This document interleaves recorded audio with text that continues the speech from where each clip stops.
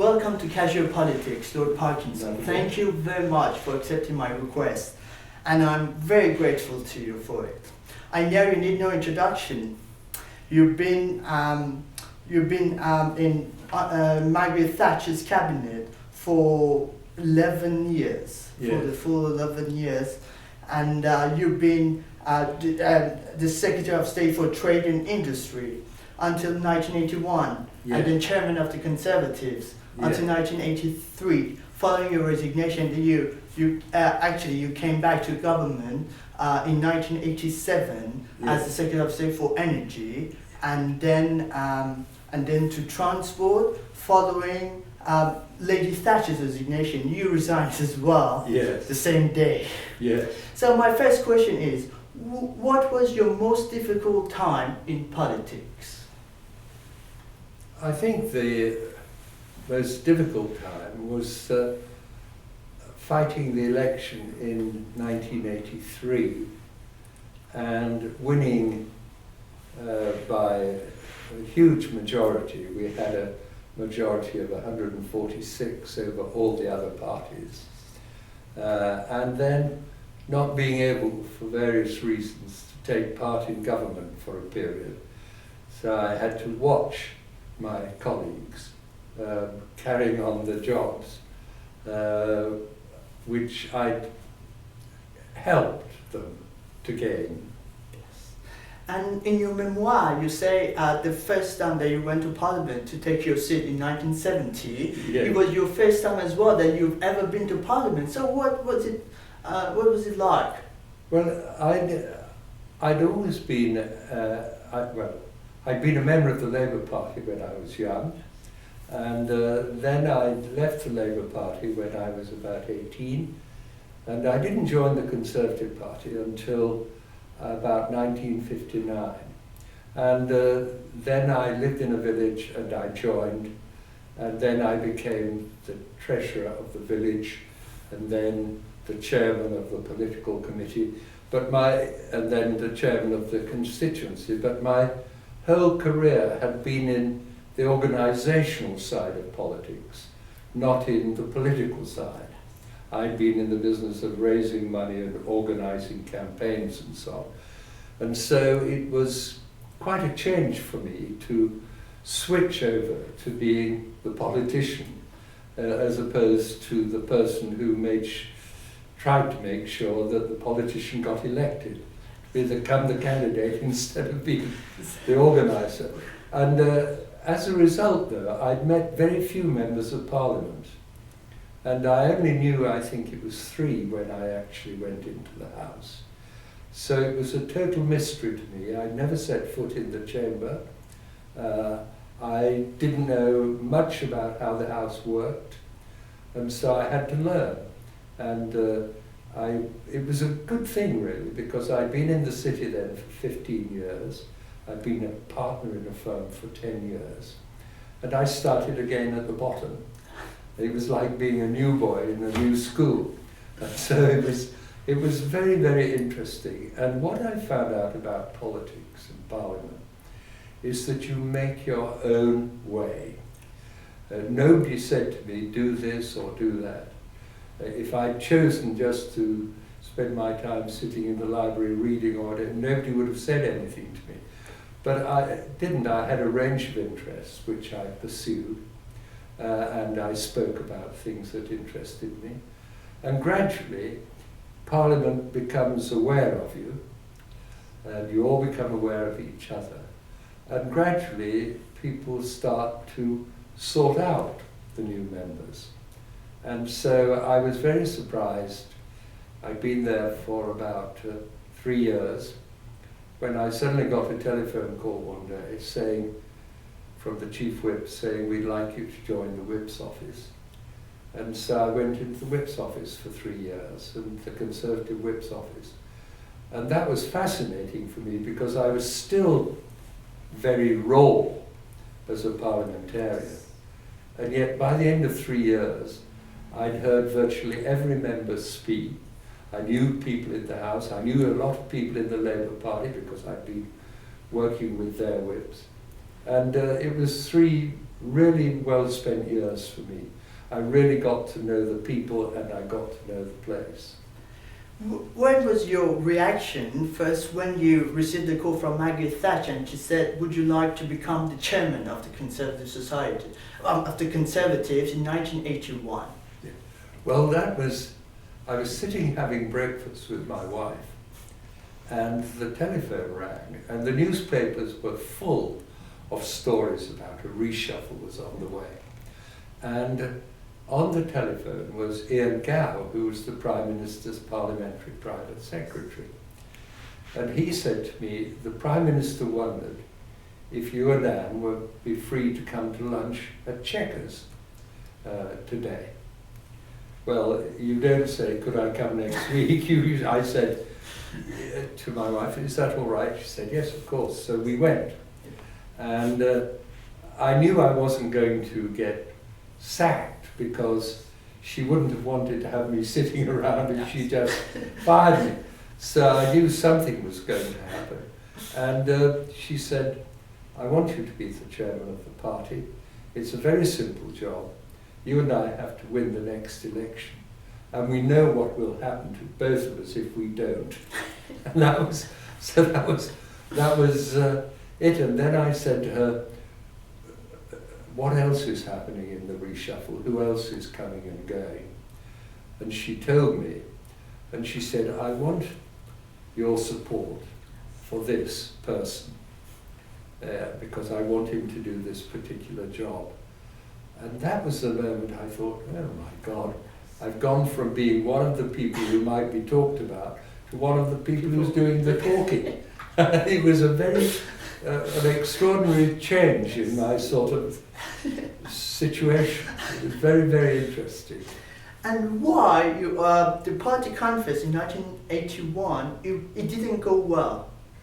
Well, it went well in some ways, yes. But it was a very difficult time for the party. Unemployment was rising, the government was taking a very tough stand on the economy, and there was a growing feeling in the party that really and truly we had to change policy. We had to make the famous U-turn, which is had been a feature of post-war politics, where you got elected on a certain manifesto, then after a couple of years you lost your nerve and you tried to buy the next election. And Margaret Thatcher was not going to do that. I always say she had a big rebellion on her hands in the cabinet in July of 1981. But unlike other leaders, she didn't change the policies, she changed the cabinet. She got rid of people who didn't support her views. She brought in people, when I say her views, her economic views, and she brought in people who did share her economic views, like Nigel Lawson and Norman Tebbit and myself. And for the first time since she'd been leader, she had a majority in the cabinet. And we were able to see through a lot of policies. But in the run-up to the party conference, she'd had the reshuffle. Some people were fed up that they'd been dropped and sacked. And so the conference was quite critical. And Ted Heath came, her predecessor, and he attacked her economic policies. And the audience booed him, actually. So I was party chairman. This was a very tense moment. The Conservatives did not boo their former prime ministers. And then we had the most wonderful stroke of luck. We had the next speaker was a chap called David Evans from St Albans. I'll never forget him. He subsequently became a member of Parliament, but he started his speech by saying, "My name is Evans," he said. "I empty dustbins in Southend for a living." The conference, which had been listening to this booing and all, suddenly burst out laughing. And he just made a very funny speech and restored the atmosphere. And that was really a turning point, you know. It was very nasty to have the former Prime Minister being booed. But then David Evans changed the atmosphere, and the chairman was going to stop him because you only had a limited time. And I said to the chairman, no, he must go on. And he spoke for about twice the normal time, only about 6 or 7 minutes. But he just changed the atmosphere. Everybody was laughing and cheering when he finished. And the party conference never looked back. From that time on, we really went from strength to strength. Well, and why then that your economic policies were not popular with the electorate? Yeah, no, because we'd been overspending. Yes. We had a huge range of nationalised industries, which were state monopolies: coal, steel, gas. They were all losing money. The unions were absolutely dominant. And Margaret Thatcher decided, and the cabinet, that this was not good enough. And so we took on our opponents. We took on the unions, because the unions were behaving very badly. We gradually, with the privatization program, got rid of these big loss-making state industries. But these things don't make you popular. You know, the steel industry, the steel workers liked things the way they were. And so to make the sort of changes which we set out to make in a very conservative country which doesn't really like change, it was a very brave thing for Margaret Thatcher to do, and she did it. And Britain went, as a result, from being the sick man of Europe to being a country that people had respect for. And you were chairman of the party during Falklands War. Yes. Well, so then, why, as a few of your colleagues, they didn't want you to join the war cabinet meetings? Yes. Well, that was a misunderstanding. I had been part of the group that took the decision about Trident. I'd been included. Don't ask me why, but I got a message saying I was in this committee. And so I had worked to an extent with the military, and I had a look at the defence budget and so on, so I didn't come to it absolutely new. And secondly, when Margaret decided to form the war cabinet, you had her, she was a very busy woman. You had the deputy leader, Willie Whitelaw, who was Home Secretary, a very busy man.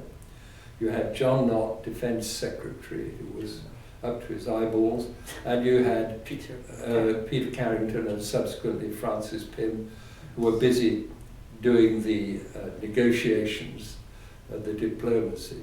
And so she felt that the war cabinet needed somebody who could appear on the television and on the radio and explain to people what was happening and why. And that became my role, really. I was one of the I was the spokesman for the politicians. And Callaghan, the Prime Minister, didn't realise this. And because I was chairman of the party, I had an office in Central Office, but I couldn't take any top secret papers there. So I had an office inside the Cabinet Office. And the Cabinet Office is connected with number 10 Downing Street through a door you go through.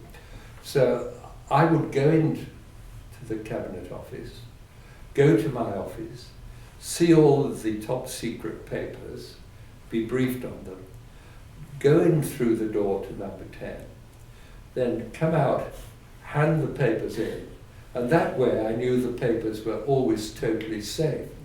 But what it meant was that the public didn't see me going through the front door. And then one night, I was speaking at a dinner and I got a message saying, meeting of the War Cabinet, 10 o'clock. And so I walked, came along in my car into the park, steps which are now closed, but I ran up the steps, went through the front door, and everyone said, my God, the party chairman's joined the War Cabinet. I'd been a member of the War Cabinet for 4 weeks, but they hadn't seen me going in and out, not because I was hiding, but because of this, I mustn't take any top secret information out of that very secure complex. And so I collected it when I arrived, handed it in when I left, and nobody saw me. Nobody's. And from then on, they still didn't see me, but it wasn't a secret. But Callahan drew the wrong conclusion, which was, oh, the Prime Minister's in trouble, she's called in the party chairman. But I'd been there all the time. So, very fascinating stories, Lord Parkinson. You won your party. You won the Falklands War. But if you hadn't won the Falklands War, could you have still won the general election? I think so. There's a myth that we were way behind and the Falklands War saved us. But in fact, in the September for the Falklands War, we were third in the polls. Behind the Liberal Party? Behind the SDLP, the Liberal Party, yes. And Social Democrats, yes. And Labour. Yes. But on the 31st of March, the day the Argentinians invaded, we took the lead in the polls. Yes. So I would set off for Cambridge the next morning, not knowing about the Falklands, feeling very pleased because we'd just taken the lead in the polls. The economic policies were beginning to work, people were beginning to see that they were beginning to work, and so our status was changing. Now, I don't pretend that the Falklands didn't help. The way the Falklands helped was, for the first time, the public really saw Margaret Thatcher in action and realized she was a very special type of person, that she was a real leader. Britain had never gone to war with a woman prime minister, and here she was, and she handled the situation extremely well. The military were very impressed with her. She was a very good leader at this time, and the public saw that, yes. And they saw we won, and they just gained a lot of respect for her, and that was the real bonus for us from the Falklands, was that Margaret Thatcher was identified by the public as a very special person. Special person. Is it true that in 1983, Lady Thatcher saw you as her potential successor? I don't like to comment about that. Certainly, I was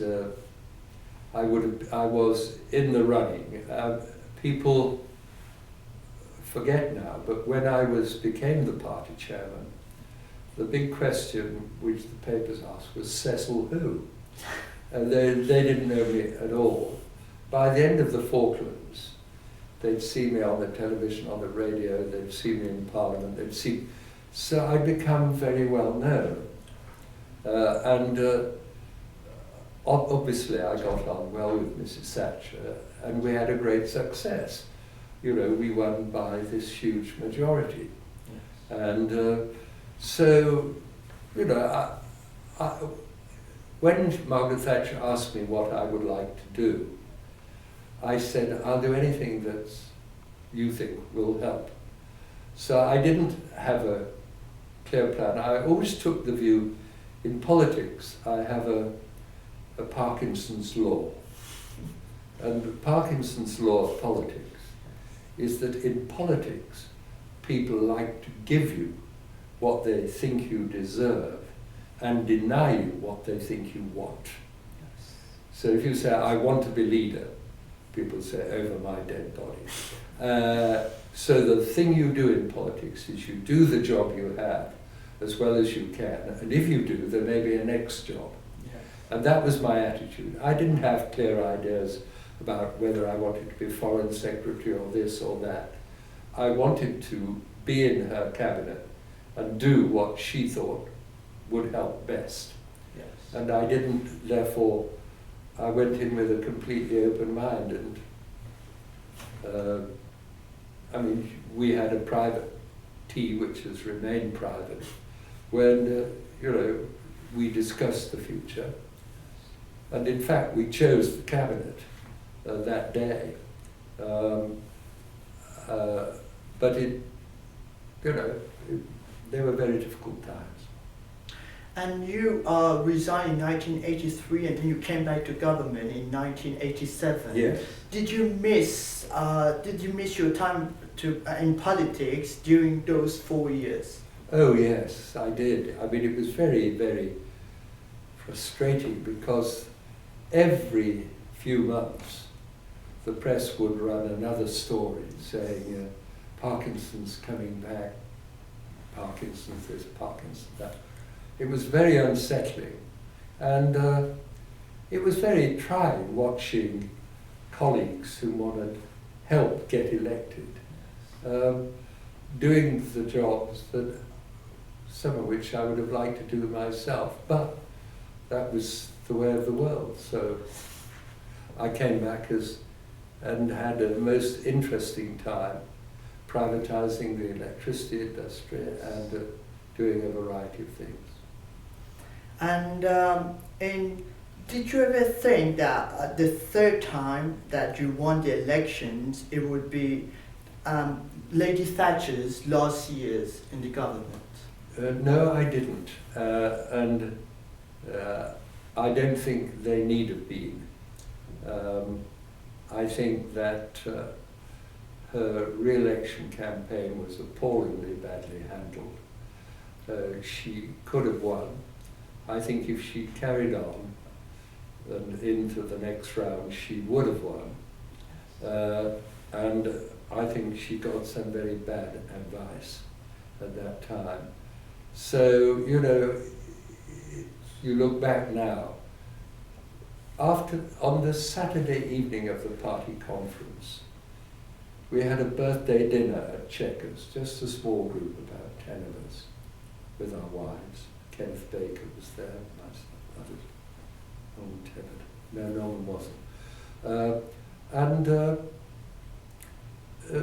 The Times leader that day said, "There is now no doubt at all that Mrs. Thatcher will lead the Conservative Party into the next election." And 6 weeks later, she was gone. So I thought it was unnecessary. I thought some of the cabinet behaved disgracefully. But that's the past. I didn't want to myself be in a major government. I felt that I didn't want to work with some of those people. And so I was quite happy to not be in the cabinet and to leave the Commons at the next election. But I still feel that Margaret Thatcher would have won had she contested the second round, but she was advised not to, and she didn't. So there we are. It's all speculation. Yes, and some people argue if she had remained in the office, Thatcherism wouldn't have survived. Do you agree with that? No, I don't. I think that, you know, basically Thatcherism was common sense in a lot of ways. I mean, when I look now at the strikes on the underground and so on, where you have a militant trade union leader, I mean, when you think that when we came to power, the militant trade union leaders were in coal, steel, iron, shipbuilding, aerospace. The unions were incredibly militant, and they were abusing their economic power. Because basically all the nationalized industries were monopolies, and all the monopolies were trade union monopolies. And so their political power was far in excess of their economic worth. And it seemed to me that getting rid of those things and implementing sound money policies, which would have seen us right. In fact, Major's government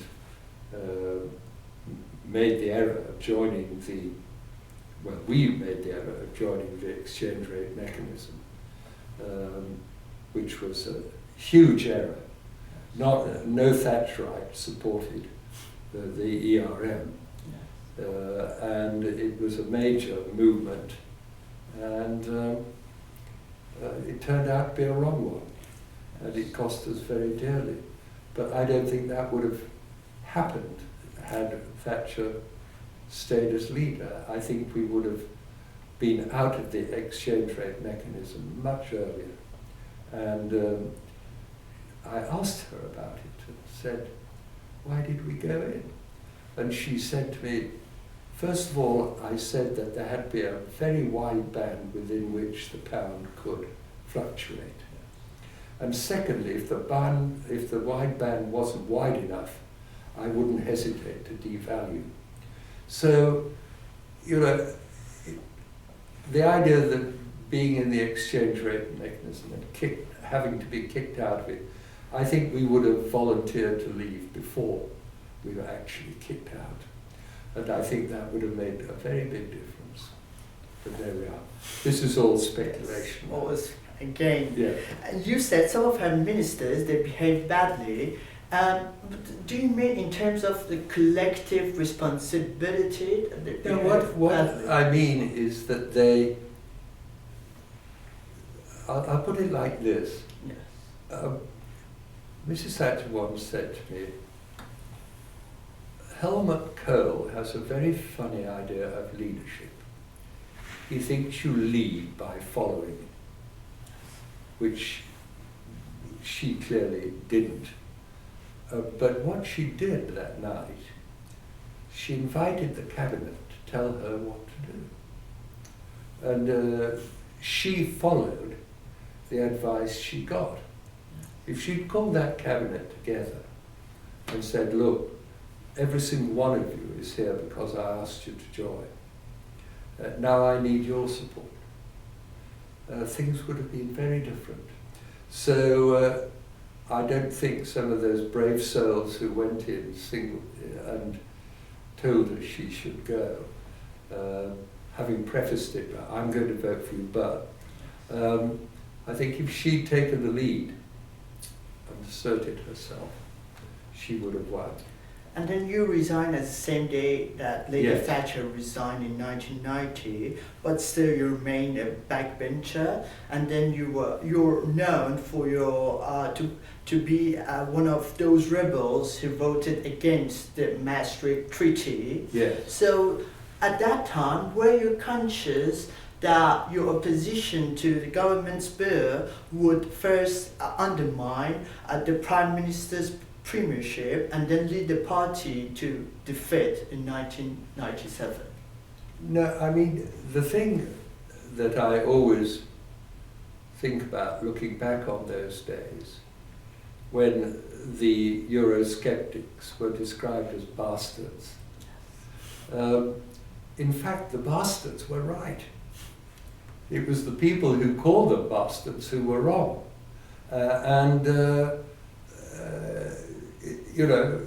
With the benefit of hindsight, clearly they were right to fight the treaty. And I don't believe that, that they were.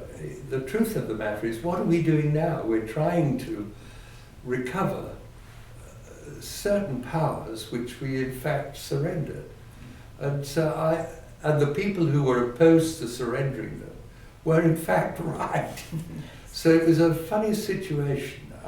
It was very irritating for the Prime Minister. I can fully understand to have a party that split itself.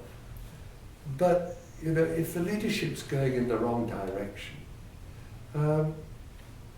what does a party do? And have you become more agnostic about Europe? I mean, I have always been a passionate believer in the open trading system.